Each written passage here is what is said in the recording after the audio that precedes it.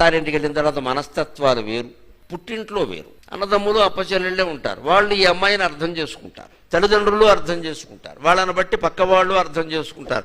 అత్తారింటికి వెళ్ళాక మొట్టమొదట అడుగు పెట్టేటప్పుడే మొదలవుతుంది శంక. అసలు మనం కోడలికి స్వాగతం చెబుతూ అనుమానిస్తామమ్మా, ఇదో పెద్ద దరిద్రం. ఇది ముందే అసలు అత్తగారి కౌంటర్ పార్ట్ ఎవరంటే కోడలు, అంతే లెక్క.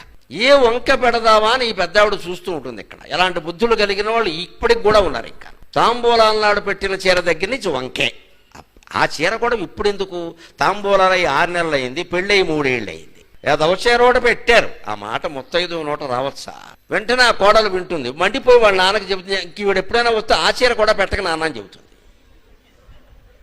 మరి ఆక్షేపించావు కదా, ఏదోనమ్మా చాలా అందంగా మీ అమ్మగారు వచ్చి పెట్టారు స్వయంగా నాకు బొట్టెట్టి అని అత్తగారు మగపిల్లాడు తల్లి కోడలతో అందనుకోండి, మీ అమ్మగారు వచ్చి నాకు స్వయంగా బొట్టెట్టి పెట్టారమ్మా, నాకంటే పెద్ద ముత్తైదు అంటే ఆ కోడలు పరవశించిపోదండి.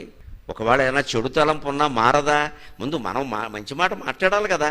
నేను ఎందుకు మాట్లాడతానో వారు మాట్లాడాక అప్పుడు ఆలోచించుకుని స్పీకర్ గారు నాకు మైక్ ఇచ్చాక ఇలా లోక్సభ రాజ్యసభ, మరి కుటుంబాలు కూడా పార్లమెంటు తగాదాలు తయారయ్యండి. నేను ఎందుకు మాట్లాడాలి, నేను ఎందుకు ఫోన్ చేయాలి? పనికి మాలిన వాళ్ళందరికీ గంటలు ఫోన్ చేస్తాం, వియ్యపురాలకు ఫోన్ చేయం, వియ్యంకుడికి అసలు చేయం. నేను ఎందుకు చేయాలి, వాళ్ళే చేయాలి అంటే ఎవరు ఇద్దరు ఎలాగే అనుకుంటారు, భీష్మించి కూర్చుంటారు. అది ఎవరు మాట్లాడలేదనుకోండి, విజయపురాలు మాట్లాడక వియ్యంకుడు మాట్లాడక వీళ్ళు భీష్మించి కూర్చుంటే 3 ఏళ్ల బట్టి మాట్లాడలేవు. లేకపోవడానికి ఎవరు కారణం?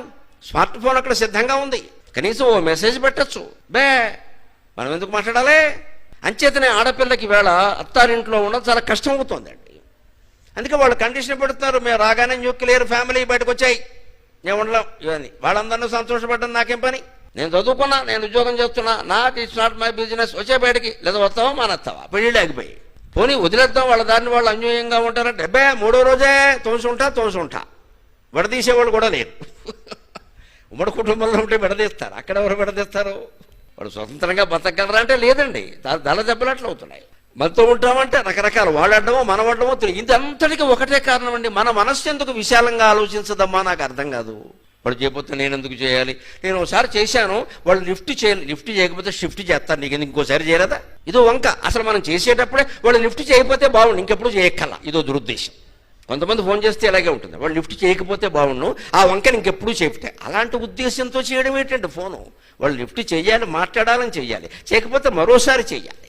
వాళ్ళు మన బంధువులు కదా, మరి బంధుత్వాలు ఎలా నిలబడతాయి?